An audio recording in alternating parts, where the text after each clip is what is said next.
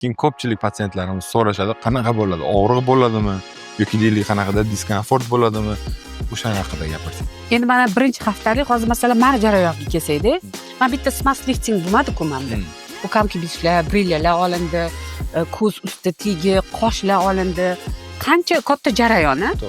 Shu jarayonni o'zida men bir sutkada chiqib ketdim. Men holatim yaxshi edi, diskomfort bor, spazm bor, bo'ladi. Qo'rqqan ayollarga aytmoqchimanki, biz ongli ravishda tug'amiz-ku. Tug'ish oldida ishlamamasda bu narsa. Solishtirmoqchi bo'lsak, qanaqadir qulog'imiz og'rib qoladi, to'g'rimi? Yoshligimizda qulog'imiz og'rigan. Endi o'shandan sal kamroq nima deydi? Bo'ladi.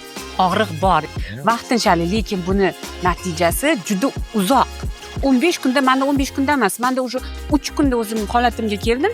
5 kunda уже bemalol edim, 5 kunda уже og'riqlar tark etgan edi.